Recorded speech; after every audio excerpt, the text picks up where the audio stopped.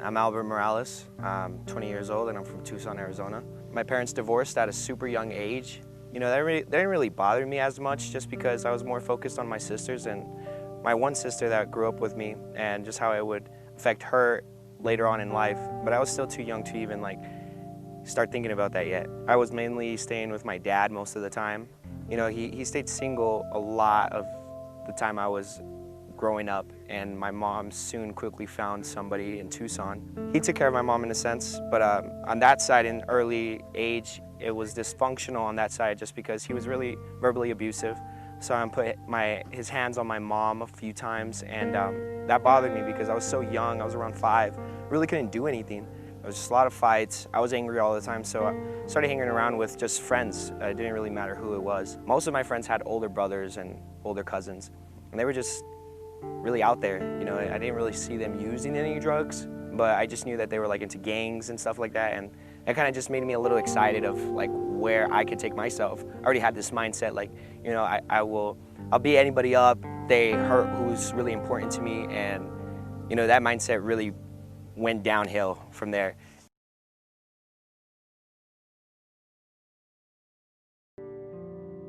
I remember I got injured. I tore my meniscus and I got prescribed some Vicodins. When I took one, I wanted more. Into middle school, I held on to that feeling, what those Vicodins gave me.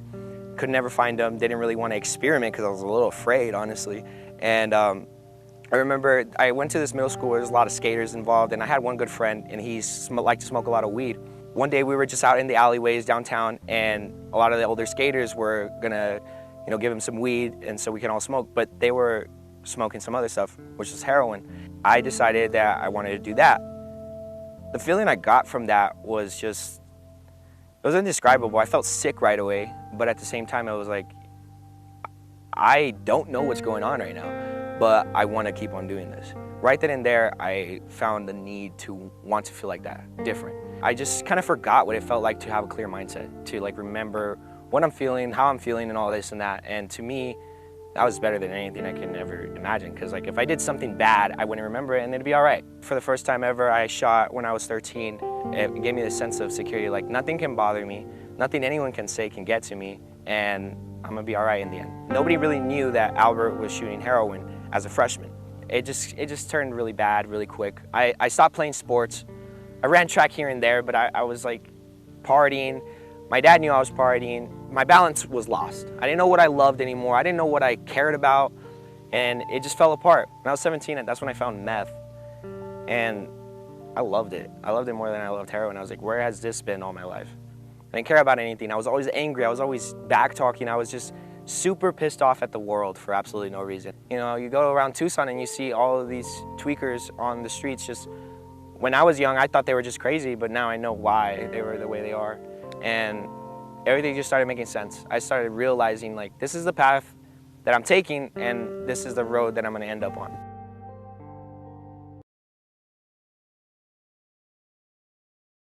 I woke up one morning, getting ready to go to work, and my mom took the day off, and I'm all right, my mom never takes the day off, so what's going on? You know, she's okay, you're gonna get help. I already set something up, you're going to California. I knew I had a problem, I'm 20 years old, and I got needle marks all over my arm. On the plane ride, I was all right, maybe this is the best thing to do, maybe it is. Probably 2 weeks in, I met a guy, and we already had a plan to get high.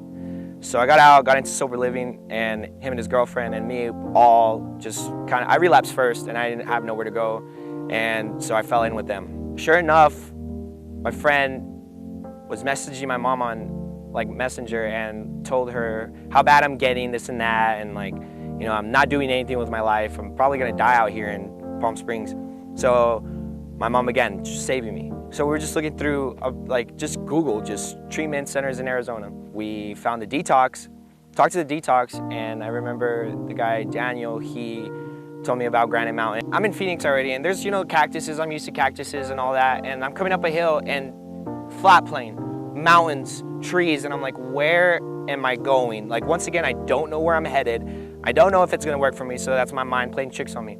Get to the center, and everybody's a little happy, you know, they're genuine, they're care for each other, I was what is going on here? I started opening up more, started being vulnerable, started talking to everybody, getting to know them, being there for them, And I found joy in actually doing that. Now I'm in this headspace where I can really show up for somebody. For some reason, they just really knew how to talk to me. Along with all this process, getting into Recover Strong, you know, I remember my first day, they're like, all right, you're gonna come to CrossFit, Recover Strong. And I was like, oh, all right, like, let's give it a shot. 10 minutes in, I'm throwing up. You know, Jason's like, yeah, go outside, please. Like, and I'm like, oh man, this is gonna be a long haul. Today, like when CrossFit comes, I'm up and I'm like, all right, let's do this. Like, I got a lot on my plate, I got a lot on my mind, I'm gonna take it out. Recover Strong for me has like, I honestly firmly believe without that, I wouldn't be here right now, you know, employed, getting ready to transition. If you do what your mind's telling you not to do, sooner or later, your mind's gonna come with you and you're gonna be able to get some logic behind your thoughts. Whatever is happening inside of me, I'm going with it. And, you know, it's all positive. It's all what people taught me. You know, and it's super crazy to know that this program works within people, because you see so many people from different backgrounds, been through so much, different ages, and if they give themselves up to this program, we all think the same. We all overcome the same things, and it's so awesome to see, like when we're in groups and we're talking about concerns, when we get out of the rooms, you know, because of this program, everybody has let go of something that they were holding, resentments, you know, character defects, holding things back, seeing somebody's growth. It's like, that's all because of this program. I sit there in my room like, all right, if I do this and apply this to my everyday life, I might get somewhere. Like, I feel stronger mentally, physically, and just, I'm a better person.